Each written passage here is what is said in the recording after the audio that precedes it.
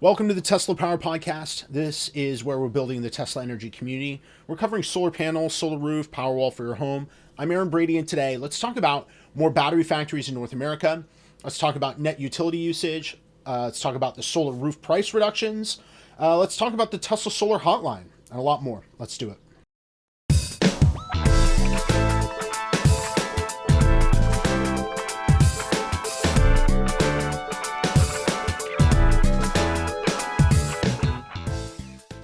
And like we always do, we'll kick off the pod with community input. You can participate tons of ways. Leave a comment below. Link your YouTube videos. Call 203-816-5150. Or you can email teslapowerpodcast@gmail.com. Of course, for those of you who are ambitious, record an unlisted video question in the YouTube app. I can put your video question in the show. And first up, we have EV's LSX commenting on the intro music. Let's read it. Quote, "Please turn down the channel's intro sound. It's loud. Thanks. Love the channel." End quote. And done for this episode. Let me know if I got it right. Thank you very much for the constructive criticism. It really does help make the channel better. Next up, we've got Steve Green. He's got a comment on the CATL battery factory. He thinks that the press release sounds a little fishy. So, quote, "Aaron, thanks for another informative video. The CATL battery press release reads like vaporware. Probably won't happen without a large government handout, corporate welfare. Keep the videos coming. Thanks." End quote. And it's possible that the factory won't happen in North America. I mean, I'd be surprised if that's true. Demand for these cells is just crazy. And, the closer those cells are made to their customers, the better. I do expect, though, that there are probably going to be some incentives involved, just like there have been with all the Tesla factories. I'm not sure these types of incentives are that bad. There's not really a lot of tools that local governments have to attract investment. So I'd be interested to hear what you think. But either way, I'm encouraged. When I hear about these projects, I don't know. The more of these that become real, the better. Next up, Nexusly writes an email. They're looking at some statistics from their solar roof, and they got a Christmas surprise from Tesla. Let's read it. Quote, "I got a message from Tesla last night." We're reading from down here. Very late, around 8:50 p.m. The last image shows the message I got. "I'm very happy that I'll get nearly $10,000 back. Class act from Tesla." End quote. So let's take a look at some of these stats to see what they've got going on at their house. This one is the one that most clearly shows the overall picture. This is a snapshot of their net grid usage. So they're pulling from the grid, but you can see they're putting back way more than they're taking, which is awesome, right? They're living the dream. But let's get to the best thing. They're getting a price reduction on their roof. They had accepted the price increases back in April of last year, and Tesla has stepped up to make this right, both giving them a Powerwall and reducing the price of the system about 10 weeks after install. Totally unexpected. I mean, I'm thrilled for Nexusly that they're getting this kindness, but if I'm honest, I really don't understand why they're getting this price reduction. We shouldn't look a gift horse in the mouth. Huge congratulations, Nexusly. But if any others have experienced the same kindness, let me know, what the why, when, and hows are so we can stitch together the wider story. If customers are accepting those price increases and they go into the contracts, it's just bizarre to me that Tesla would go back on that. Presumably, they needed to do that in order to make the business viable and profitable. But hey, we will take any help where we can get it, won't we? Thanks to EV's LSX, Steve Green, Nexusly, all of you for your input. Let's hear from the rest of you. You can send in your YouTube links. You can comment below. You can call 203-816-5150, or you can email teslapowerpodcast@gmail.com. Let's take a quick break. When we come back, we'll get into the news.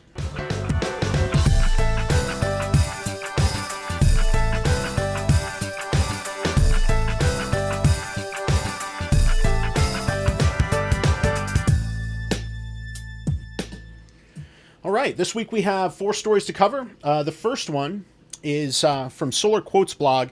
They are in Australia. Their announcement for the 2022 Best Battery Awards goes as such. Full page. Let's bring it down.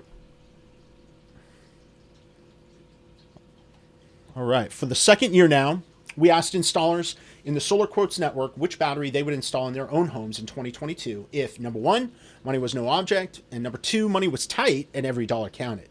The idea being I'd tease out the best high-end and best budget solar batteries for Australian homes as voted by the people with more skin in the game than most. End quote. And Tesla sweeps the field. I mean, what's super interesting is that solar installers would rather scrimp on other solar components and even the cost of the installation rather than go with something other than Tesla Powerwall. Kudos to Tesla for making such a compelling product. Really says a lot about how good the product is and how good the value is overall. I mean, it's going to get even crazier if they change from their nickel-based chemistries to LFP for stationary storage. I mean, it's coming for residential energy, right? Specifically, I expect they're going to be a source for falling prices over the next decade. So that value proposition is going to get even better. I mean, Tesla might be completely unbeatable once these LFP batteries are brought to market. Next up, we've got an article from Reuters. They report on a new battery factory in North America. Let's take this full screen. So LG Energy, supplier for electric car makers Tesla and Lucid, said on Thursday in Korea that it plans to invest $1.4 billion to build a battery factory in Arizona by 2024 to meet demand from prominent startups. End quote. There's more of it. Let's see, I wanted to read. This will be the first U.S. factory to make cylindrical cells, a type of battery that's been used in Tesla and Lucid vehicles, LGES says. Construction will begin in the second quarter of 2022, with mass production starting in 2024, with product capacity of 11 gigawatt hours, LGES said in a statement. End quote. More of this, please, right? It's a really firm commitment rather than CATL, who's just really forming an exploratory committee at this point. And it's not driven by Tesla exclusively, right? We've got another car manufacturer, Lucid, involved at least, probably others. But it's a great sign for capacity starting to catch up to what we care about here on the channel, which is residential energy storage demand. More cylindrical batteries we can make, more we can make available for stationary storage. Of course, the more electric cars are made, the higher that demand curve starts going up. But the faster we can start making batteries to get ahead of that demand, the more batteries we'll have available for stationary storage for residential specifically. We're going to need a lot more factories, right? We'll keep an eye on these announcements. There's going to be more and more of these all the time. It's going to be a recurring story over these next few years. All right, next we've got an article from the New York Times. Now, I can't get to the actual article, so I'm going to have to read it to you. I won't have it up on screen, but they are reporting on another LG factory that's going up in Ontario.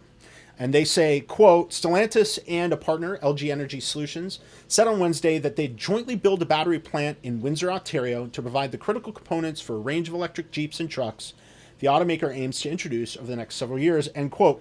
Now, I really care about bringing this article to you, even though I can't show it to you on screen, because these battery factories are the key to making sure that we have the batteries we need to fill demand for all the products that need batteries over the next few years. And you probably already know that Windsor, Ontario was made famous as South Detroit in Journey's song Don't Stop Believing. This is the action that every other Detroit automaker is going to have to do. They're going to have to take in order to make sure that they can keep up with capacity. And of course, the more capacity they can make in Detroit for all those cars that they're going to be making, the more cells will be freed up for residential storage. I also imagine that the Koreans have a much easier time politically getting their projects approved than the Chinese do. You might know that LG is owned by Koreans and CATL is owned by the Chinese. And from my perspective, this is a huge shame. It's probably a reality, but anyone willing to invest in American manufacturing should be welcomed. And anybody that's looking to invest in renewable energy manufacturing should be welcomed even more, right, with open arms. So again, we're going to be reporting on this over and over in the coming years. Just stay tuned. And next up, we've got one from PV Magazine. This is telling us some about a new entrant into the solar tile market. They say, quote, Hungarian startup Tehran has launched a solar tile with power output of 15 watts or 167 watts per meter squared. These tiles are based on concrete supports and are produced at our manufacturing facility in Pécs, Hungary. A company spokesperson told PV Magazine, end quote. And what I wanted to point out about this is that the aesthetic of these is something that I think they're starting to get right. What Tesla does very well is they give a very clean aesthetic to the roof. They give something that has a lot of similarity and a lot of uniformity to the look. But what I don't think has to happen is I don't think that every tile has to look like it doesn't have solar. So if Terran simply offered a non-active tile that looked like a solar tile, you'd still get that uniform look and have something more competitive with Tesla's solar roof. But if we go back to the full screen stuff and we scroll down to those photos that are included in this article, you can see that the aesthetic is pretty uniform. It does look pretty good, especially if they're using these black cap pieces. And then there's a little bit wider view that we were showing here at the beginning. So you can tell the difference between the active and the non-active tiles. So if we make the non-active tiles look like active tiles, that's a win, right? Anyway, that's it for the news. Let's take another quick break. When we come back, we'll check out this episode's featured video and my Tesla experience.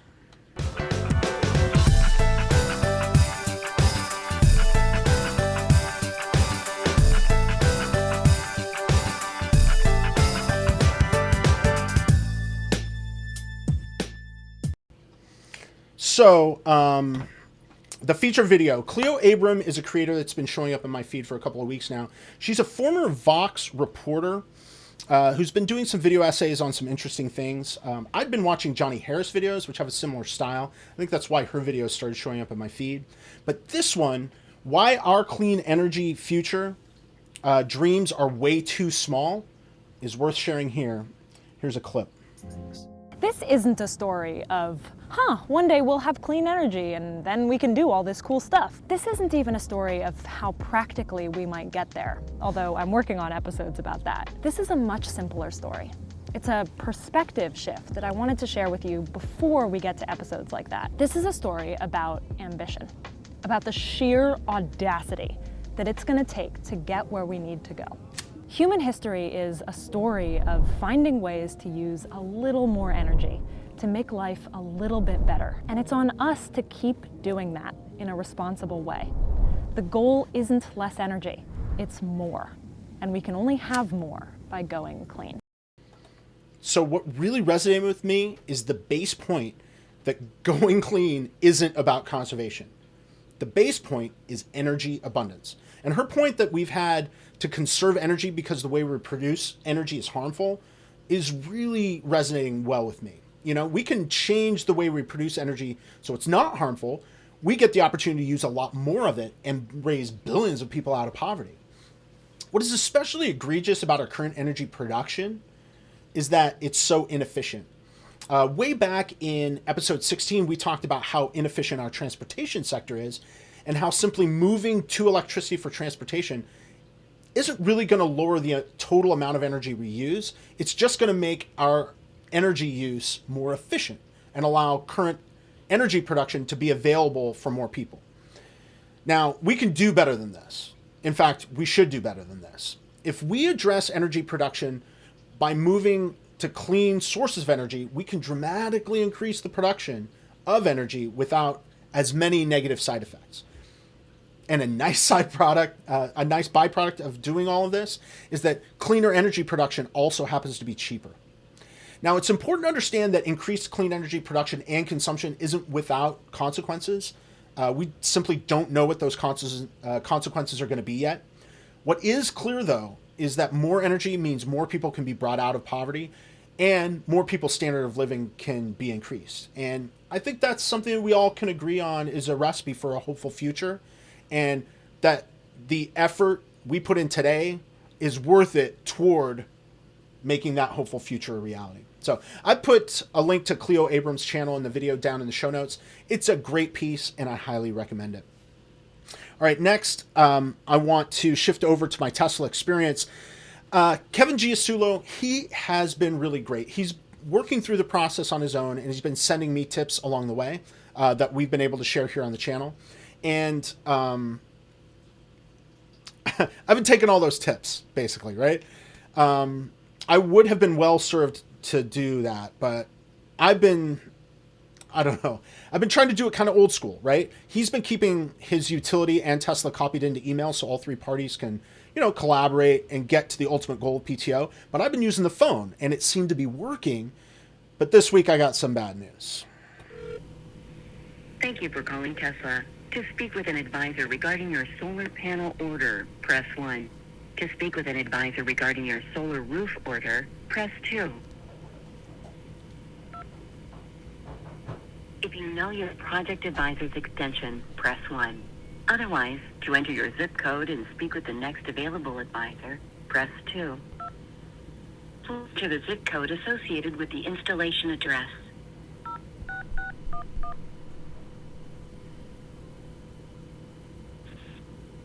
Thank you for calling Tesla. Our offices are currently closed. If you know your party's extension, please press 9. Otherwise, please call back during business hours. Thank you. And that sucks because it was during business hours.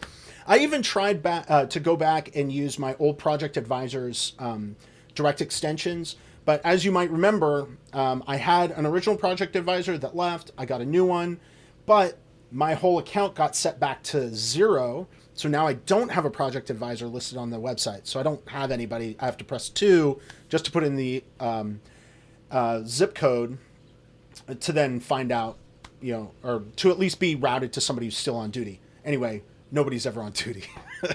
So we're back to crap service via telephone, just in time for busy season too. This is when they're going to start, ramping up more installs now that the weather is better. But we're coming up on the first anniversary of the start of construction. In fact, it's this week, and we're not any closer to PTO than we were at the beginning of the year. So I'm getting serious. I'm following Kevin's lead, and I've emailed Tesla and UI to get things moving. In fact, I've got that email here. Let me just pull it up for you guys. There's a lot to do, but they do say, quote, next steps. If the interconnection agreement is acceptable, UI requires electronically signed or originally signed documents. Please email electronically signed or mail both original signed documents to the address below. The agreements will be forwarded to UI management for signature at the close of the project. The fully executed agreement will be mailed to the individual noted in section 19.1 of the agreement. That's me, and all of that part is correct. Number 2, UI job 227-837 was released by the electrical inspector, and new net meter has been installed. That happened almost a year ago.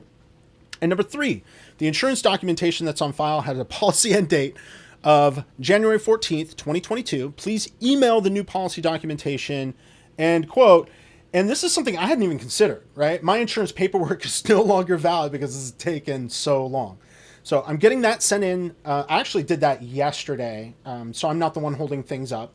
The agreement, however, was a mystery to me. Perhaps it was provided to Tesla, but not to me. They did note that this was sent back on January 14th. So I just asked them to, or not January 14th, January 27th of this year. But I asked them to send me another copy of it. So I got it. I've reviewed it. I was really nervous at first because they were talking about a lot of corporate kind of requirements for specifically insurance, but it does look like I'm all covered for those requirements. So we are a couple of steps closer to getting PTO, which is great. Now, is this progress? It's communication, if nothing else. But thank you to Kevin, honestly, for the excellent advice. I encourage others to take this same approach to make sure your project doesn't end up in PTO purgatory like mine has. And that'll do it for, episode 52 of the Tesla Pyro podcast. Please use my referral code. You can save $500 on a solar roof and $300 on solar panels. You can go to ts.la/Aaron62310 to place your order. And I'm Aaron Brady, your Tesla residential energy community organizer. Let's do this again on the next video.